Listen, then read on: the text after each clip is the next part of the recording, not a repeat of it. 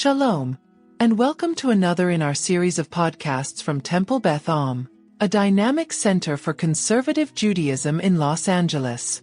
This is a recording of a Shabbat teaching with Rabbi-Cantor Chorny.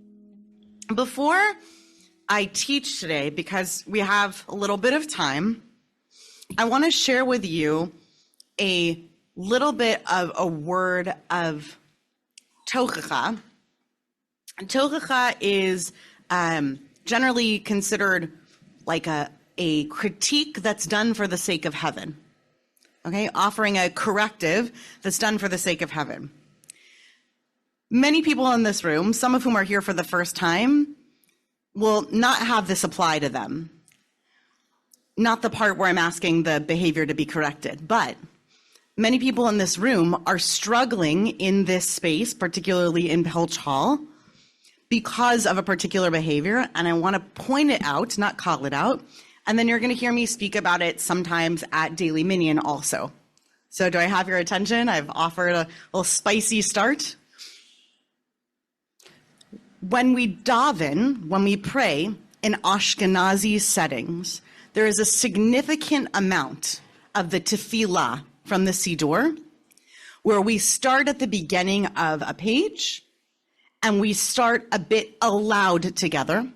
Whoever is responsible for leading the prayer from the bima, that might be me, it might be someone else who's the shaliach tzibor or shlichat tzibor, leads from the bima, and they launch into it, and perhaps around the room, when they say, Ashrei yoshevei beitecha, you may hear some people in the congregation also go, Ashrei yoshevei beitecha, jalelucha sela, a sort of verbal but nonverbal acknowledgement that we're all starting. That rhythm is a rhythm of what we call peticha and chatima. Peticha is the start of the page. Chatima is whatever closes it. Sometimes that's a blessing, a bracha, a baruch atah, something. And sometimes it's just the end of a psalm. Everywhere in between there, the volume of prayer, going back all the way to the book of Samuel and the model of Hannah, as codified in the Mishnah, the Talmud, Rambam, Shulchan Aruch, everywhere else, the volume of tefillah should be a whisper that no one can hear except yourself. A whisper that no one can hear except for yourself. This is challenging in two ways. The more challenging thing, let's start with the less challenging thing. Lots of halacha, lots of halachot lead us to address a concern that we might accidentally be prizing some verses over others, either in the Torah or in the Siddur. So if I'm reading through the Siddur, and all of a sudden, as I read through Psalm 145, Ashrei, I go, as I'm sitting in my seat,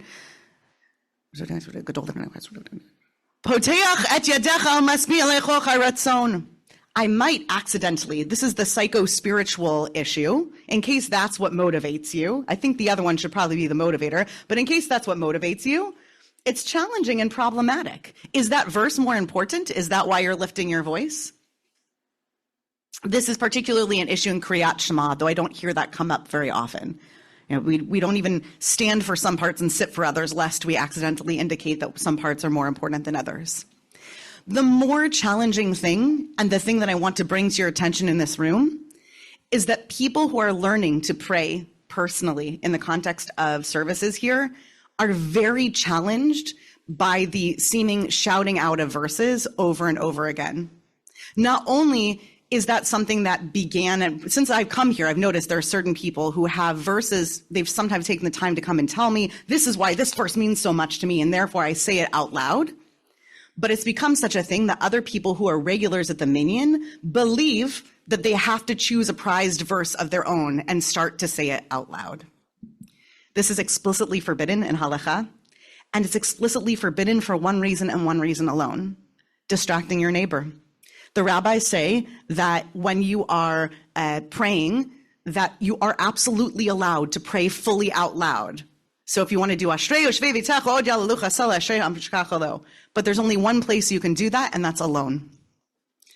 And of course, we don't want people to be alone. And of course, reading through prayers can be particularly challenging.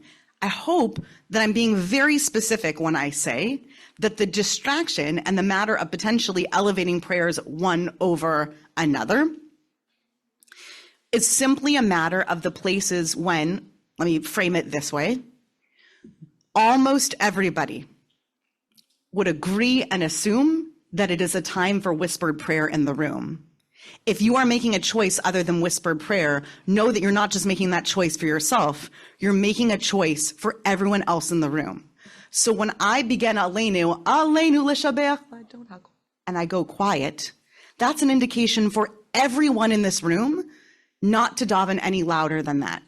Even if you love Shehu no teshamayim, it could also be that I'm making that decision for some important reasons in the room, like perhaps there's somebody who really needs to say Kaddish, and they also have an obligation to be somewhere else, like a Shiva home afterwards, and therefore we're moving things along. It's not willy-nilly. And I assume that when other people are leading, not just me, they have similar reasons.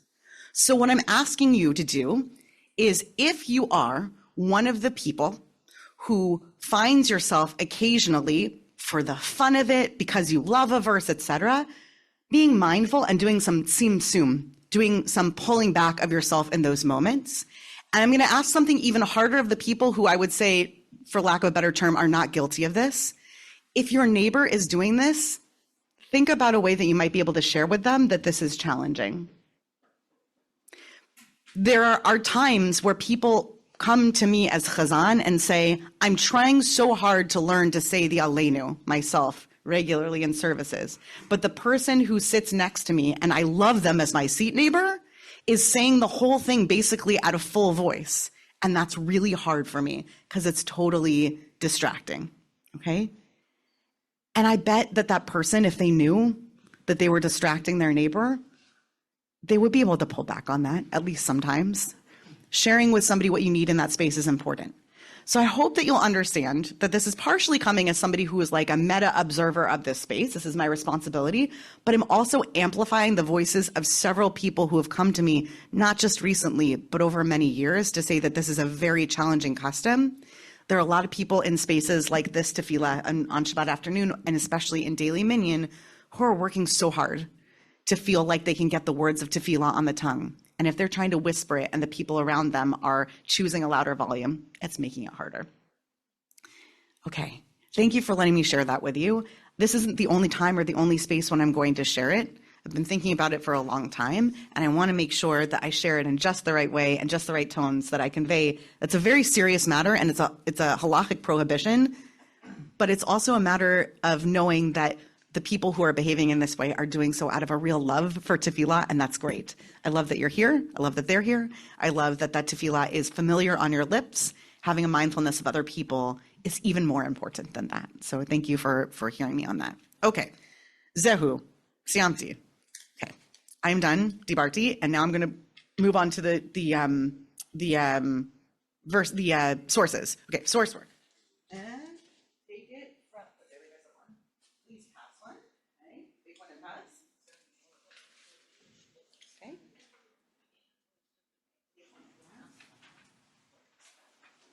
Now, of course, my friends who pray in Sephardi communities will tell me that there's another way to solve this, which is just to do absolutely every word out loud. If you go to the Aleppo synagogue, or if you go to anyone here go to a synagogue where that's the regular way of praying?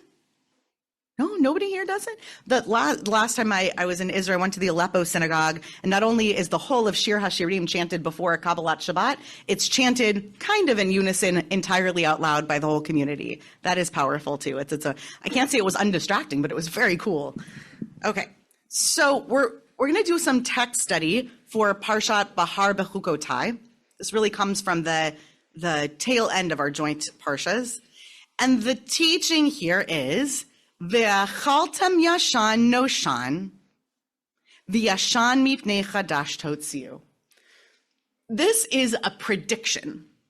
This is a messianic vision gifted to us by the narrative voice of God about what it will be like when we are in a place of receiving divine reward. How will we be rewarded? Ve'achaltem yashan noshan. and you shall eat of the yashan, meaning old stuff, typically old grain stuff, the yashan, noshan, that which is same root of the verse, made old through storage. It's old that is, I would call it aged. Does that make sense? Like aged cheese or aged wine. That's what noshan is, right? It's basically aged through time. The yashan, you're going to have to do something with this old stuff. Mipnei chadash will have to go mipnei before or in front of or out from before. The chadash, the new stuff, totziu. So you're going to have to pull out the old stuff before the new stuff. All right? You go shopping. Your fridge is full of stuff. You're going to have to clear some stuff to put new stuff in there. The purpose of this clearing is something that nobody agrees upon. There are so many varied meanings for why we would be told that we are either supposed to move the old out first, will have to move the old out first. It's just going to happen that the old stuff gets moved out first. Why would we want to move the old stuff out first? And almost none of the sources tell you it's because you should just move the old stuff out first. There's a reason behind each of these sources.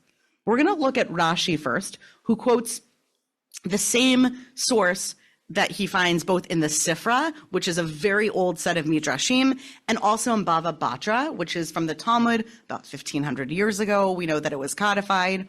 And we're going to learn through Rashi what this idea, the answer to the question, why would you clear out the old stuff before the new stuff?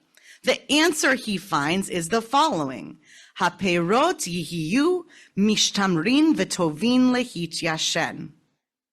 Sheyehe yashan hanoshan shel shalosh shanim yafe le'echol mishel eshtakad.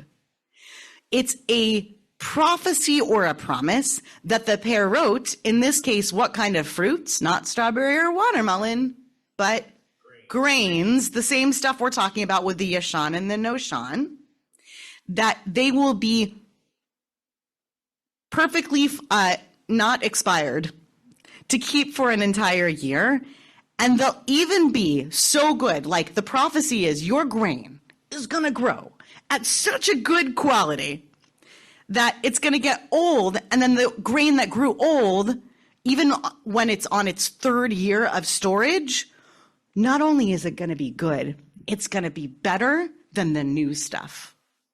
So what's the reason? What's the why then for clearing out the old stuff to make room for the new? So you can turn your old grain into challah or matzah or...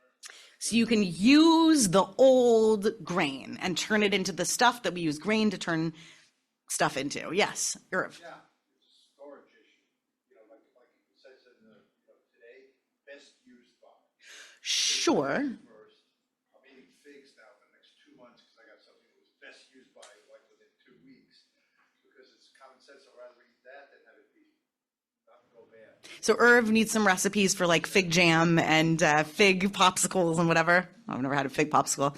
But I think it's not just a storage issue, meaning if it were just a storage issue, it would say you will be permitted to move the old stuff out, even if you have that which remains. Dates, lots of dates. They're all full up in your cover. Go ahead, you clear them out. What they're saying is that the new stuff as it ages will be of such quality that you can trust that you can get rid of the old stuff. What is a parallel in our text of having to trust that God will provide in terms of the choices we make with a harvest? We have an analogy, a different part of our text that teaches us that we should be okay to do a practice in which we don't actually, so I'm trying not to give it away, store everything because we can trust that God will provide. What's the...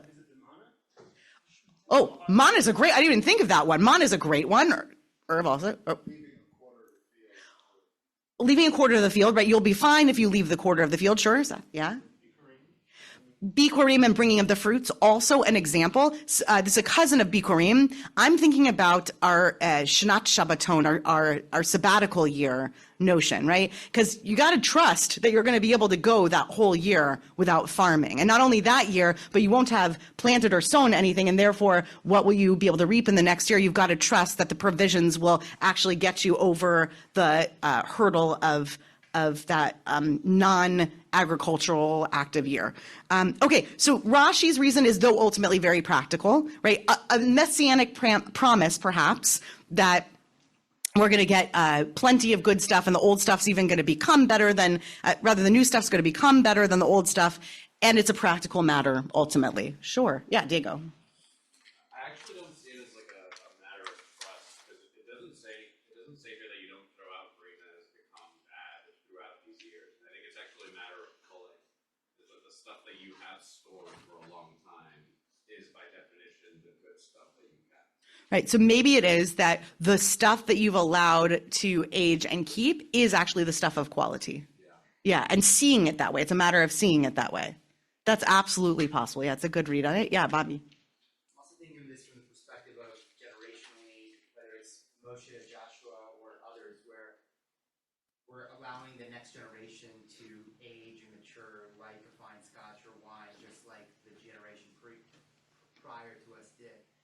So even though we're talking about a vegetable or a grain here, Yeah. This idea of making room for somebody else or something else to become great. Right. So one of the issues, if you read this as a parable about humanity, it would be telling you, don't worry. The people, the things that you see as being just the young ones, the new ones, they're fresh. You're right. They're really fresh. But they're going to be even better than the ones that we have now, right? And that idea of not feeling crazed when your doctor is younger than you. It's okay. They're better even than the old ones, right? So to say, the old generation, I mean, I'm not calling the generation old, but right, the previous generation, they're even better than them because they're coming along. It's a promise of olim bikdusha, this idea that we'll actually get better in quality as time goes on, and that's not often what we think of. Yeah. And just to add on to that, when we talk about don't call your children your benai, but bonai your builders. So that idea which you're also referring to, or you're at least implying it, I feel like it also. Right, lo benaich ela bonaich, as in they're not just your kids. If you read it, wink, wink, nod, nod, the right way, that they're actually the future and they're foundational. So, to see that as a promise of the future. And that's a great little parable to have in that. We're going to move on to a different meaning entirely. Turn the page and take a look at the next source. This is the next Rashi, just hooking on to the other part of the verse. The first Rashi was on the first part of the verse. Do you see that? This Rashi's on the next part of the verse. V'yashan mipnei chadash totziu. Sheyihu hagranot meleot chadash. V'ha'otzarot meleot yashan. Utzrichim atem lefanot ha'otzarot lemakom acher latet ha'chadash letochan. It's because the threshing floors, the place where the grain goes to be, the floor of the place where the grain is processed, they will be full of new grain. Meanwhile, the granaries are still full of old stuff. So you're going to have to clear out the granaries into this new place in order to place new fruit inside the primary threshing floor and granaries, because you need a dry place, because old fruit probably is done with its drying and can be brought out. In other words, when you have grain that needs to be processed, one of the reasons you would be able to move it out of the granary to make room for the new stuff is because it's a drying process, and the stuff that needed to dry out, the old stuff, it's fine to go and move it and store it somewhere. The way that I would put it is like, it's okay to move the clothing out of the dryer because it's dried, but the stuff from the washing machine, it really needs to go and get dried, right? All of it is clothing that's in the cycle of being cleaned. Understood? But that stuff is already dry. You can go and put it in a basket and then ignore it and pretend and tell yourself that you're going to fold it for a few days. No, just me? Okay. You can move, yeah, that's the new place. That's the that's our new hall. Like, oh yeah, there, I'll take care of that later. Okay. But you can move it out of the dryer because the dryer is the place that's needed for the most freshly moist clothing. Okay, great. Understood my analogy? That makes sense? So you can go ahead and move it. Similarly, I'd say Irv even more practical than the first Rashi. He really is saying it's a matter of practicality. The old stuff done drying. Go ahead and move it out, and you can put in some new stuff to dry because it needs time to dry, and it needs the threshing floor to be presumably like laid. I'm not great at understanding this, but I've studied enough Mishnah to, I think, understand that what we're talking about is rolling it out, spreading it out in order to do the proper drying process. We're going to move on to Bava Batra. Remember that Rashi, so this is confusing chronologically, but I want to explain it because I don't want to assume you understand. Rashi is a commentary from 11th to 13th centuries France.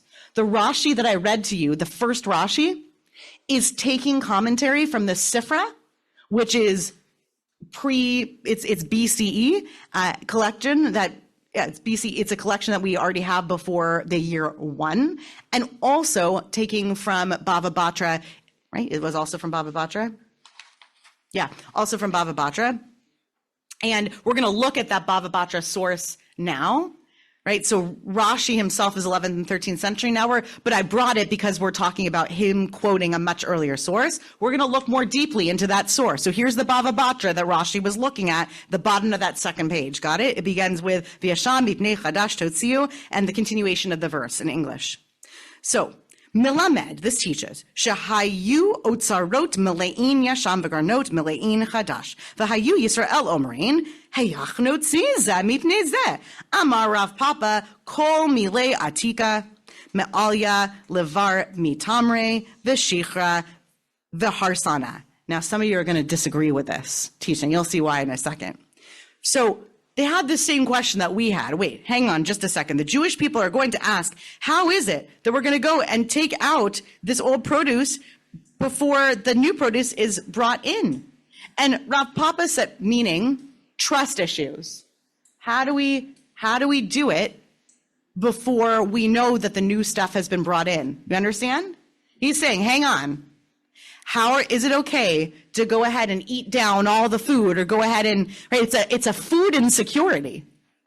It's a huge food insecurity. How can we go ahead and clear that out and move it somewhere else? We don't know what's going to be harvested.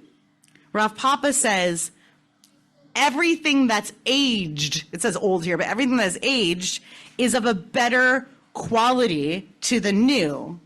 Meaning you're going to want to eat that aged stuff. Like, you're not going to be so excited for the brand new, the freshly harvested stuff. Very exciting because it gives us hope that we're going to have food for the future. But that's not the good stuff. The good stuff is the aged food, he says, which is probably a part of the way that their food processing worked at that time. However, he says there are exceptions to this rule where the new is better than the old. And he says dates, liquor, and small fish. Who here likes new liquor better than aged liquor? That's what I thought. Okay, great. So, moving on. We're not going to dive deep into that. There is a reason behind that, but I do not have time to get into it today. But we understand in summary that he says, don't you worry. The reason why you're clearing it out is because while it's important that we have a new harvest, ultimately it's the old stuff that we're excited to eat anyway. Okay? The Tiferet Shlomo, a much later commentary, comes along to teach something about this Ve'achaltem playing on Targum Onkelos. What is Targum Onkelos? Who knows what's a Targum when we talk about a Targum in the classical canonical sense? When we say a Targum, what do we mean? A translation of the Bible, often in Aramaic, sometimes in Greek, right? Did I get that right, Mark? Often in Aramaic and sometimes in Greek. And the translations themselves were considered to be not just any old translation, but actually Kodesh, like part of our canon. So everybody can translate. Everyone does translate in some way or another. These are accepted, canonized translations that in and of themselves, as we know, maybe you don't know this, every translation's a commentary. These are really commentary. They're very creative. And Targum Onkelos, which is written in Aramaic, says the following. Okay, we're going to, for the sake of time, I have to move us to the English. So we learned that in Targum Onkelos, Atika de Atika. Targum Onkelos translates the word old grain as the Atik of the Atik, the ancient of the ancient. He compares it to this, apparently a reshut, a piyut that he knows, that uses the word Atika Kadisha, okay, that the old is sacred. We're not going to get into that, but apparently that was a familiar song to this commentator. On Shabbat, the Shekhinah, the divine, comes down from the Atik. What is the Atik in this sense? God's dwelling presence comes down from the supernal world, okay? From the heavens, from the old world. What's the old world? The world that came before Bereshit bara Elokim. That's the old world. The old world is God's world, even though we don't know anything about it because we don't get an origin story in our Torah. That has to be Midrash. We don't know where God came from. But God came from the old country, right? That's the old country. So what's the old country? God's land, that's the divine dwelling places. So on Shabbat, where does God come from? There, in sort of a time-space, in sort of a time-space way, God comes down in from that old world, the Atik. And when Mashiach comes, not this guy whose name is Mashiach, when the Mashiach comes, all days will be on the level of Atik, meaning every day will be like Shabbat. So Mashiach comes, we are redeemed as a people. What is one of the descriptions of that redeemed world? The description is that we are living in a world in which God is basically all around all the time from the old world. And what do we call that except for Shabbat? That's Shabbos. That's Shabbat. The experience of Shabbat is having God coming and dwelling all the time, not just a once a week visit. Continues. That's what's meant by you will eat the old grain. This verse that we have in our Parsha. It refers to the rachamim of Hashem, the mercy of God that we have to bring to this world. You have to remove the old grain, meaning you have to remove the atik stuff and move it to be chadash, like mechadesh b'chol yom tuvo ma'aseh v'reshit. This idea that God renews the world every single day.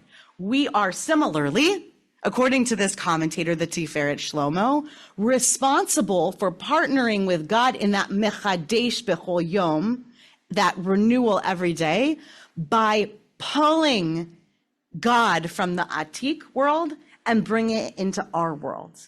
As if the divine is sort of like locked up in a closet, and it's our job to go take it out like fine china or linens. There it is. There's the old stuff.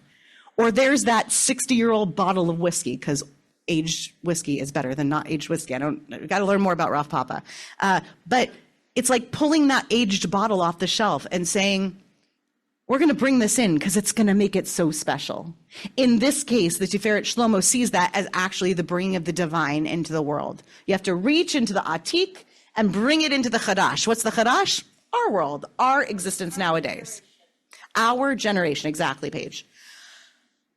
This is all very nice. These are all very nice explanations. A practical explanation, an explanation that says that the old is going to be even better than the new stuff will be even better than the old once it ages, that the old stuff is the best stuff anyway, that we'll look forward to it, that this really isn't about grain at all, that it's about God, and it's about bringing God from the sort of divine realm into like bringing God into the everyday.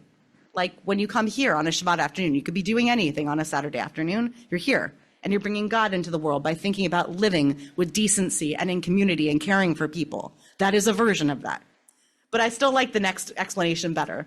There's a rabbi who writes for the past 2 decades as the Velveteen Rabbi, Rabbi Rachel Barenblatt. I love her Torah and the name of her blog.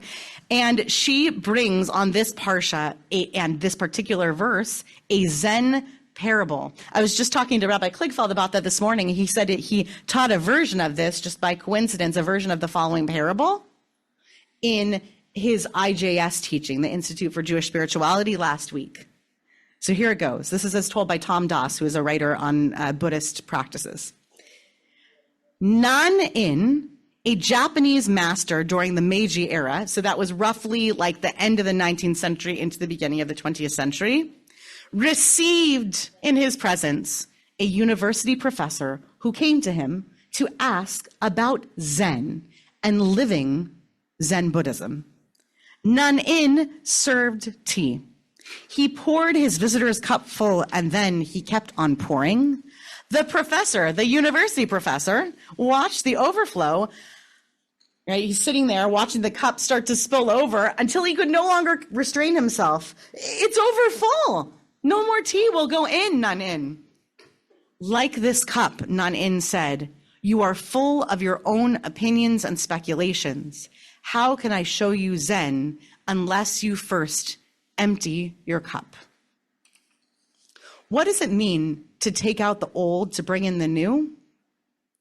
It takes some clearing out to make space for new practices. I want to name this in a practical sense and then in an ultimately just utterly spiritual sense. In a practical sense, if you are going to go and you're going to make a decision to raise the amount of time that you spend engaging with God, the divine, spirituality, doing tzedakah, bringing stuff to a neighbor, all of those things come with an opportunity cost. What I mean is, if you're doing that, you're not doing something else. You have to clear out and clear a schedule to make a choice to do good, to do right, to do Torah Lishma, to take care of yourselves, by the way. We're a little past that girl boss self-care era, but it's still important to think about. You need to make decisions and sacrifices and surrender a bit of that time where you would be doing something else such that there's time. Otherwise, what would you say every single time an opportunity arose to do good or interesting things? You would say, I'm busy, or in the spirit of this verse, my schedule is full.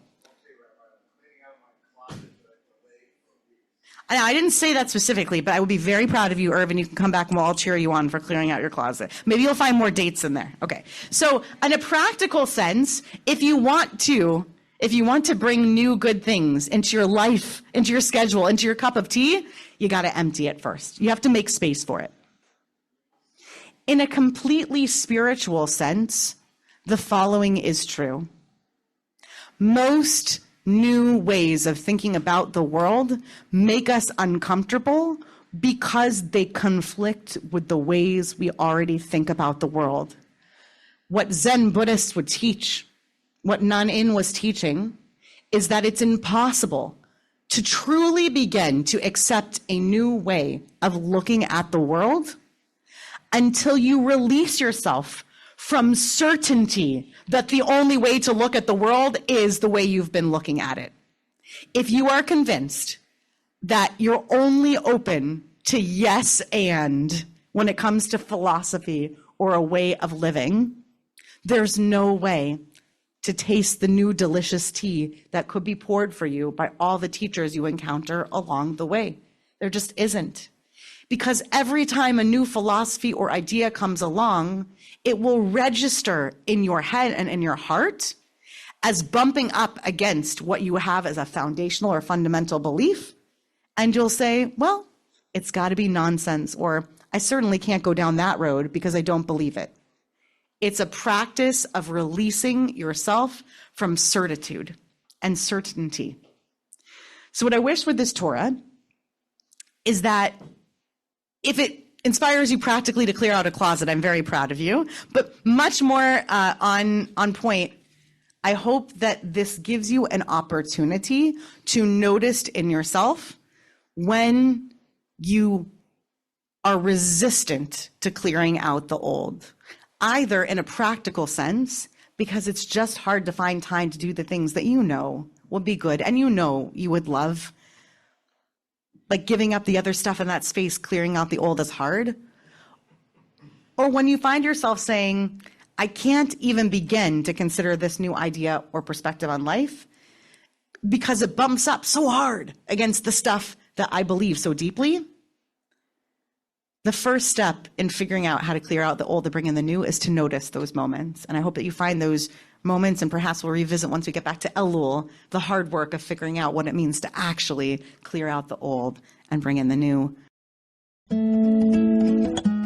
You've been listening to another in our series of podcasts from Temple Beth Am, a dynamic center for conservative Judaism in Los Angeles.